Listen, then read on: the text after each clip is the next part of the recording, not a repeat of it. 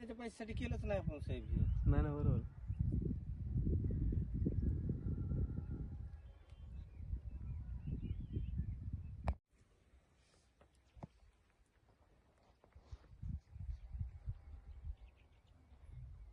मला त्यांचा फोन आलता त्या साहेबाचा, अगोदर फोन पण उचलत नव्हतं.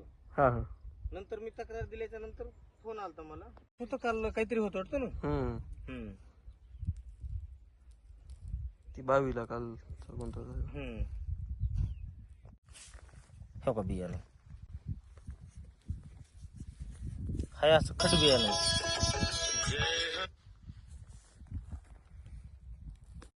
हो का बियाणं हाय असं निब्बर आहे.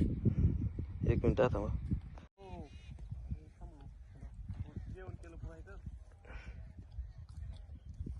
गेलाय का? बरोबर काय पुन्हा येतो की मी म्हणजे दुसरं बी घ्यायला अडचण नाही, पण ह्याचा कालावधी पूर्ण निघून गेलेला आहे ना. म्हणजे आता लागवड पण करता येणार. हा लागवड आता डबल केली तरी त्याचा काय भाव काय भेटणार नाही पहिल्यासारखं. कंपनी म्हणलं बियाण्याच्या खर्चासाठी आम्ही केलेलंच नाही, आम्ही उत्पन्न कायसाठी घेतले. बियाण्याचा खर्च जर घ्यायचा असेल तर लावलंच नसतं ना तर गोष्ट. बरोबर. बघू आता.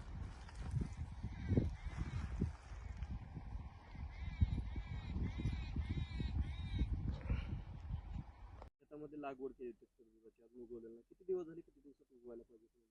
6 ते 7 दिवसात उगवायला पाहिजे होतं, परंतु आज जवळपास 20 दिवस कंप्लीट झाले, अजून तर काही उगवलेलं नाही. उगवलेलं नाही म्हणजे हे उगवणार बी नाही.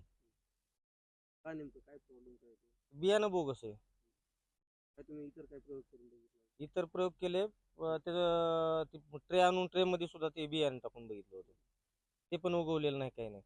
थंडीमुळे वाटलं, पण ती थंडीच्या दिवसात आम्ही त्याला संध्याकाळी पोते टाकायचे आणि ऊन पडलं की त्याच्यामध्ये प्रकाशामध्ये उन्हात नेऊन ठेवायचे, तरी सुद्धा उगवलेलं नाही. हाय असं बिनिबर.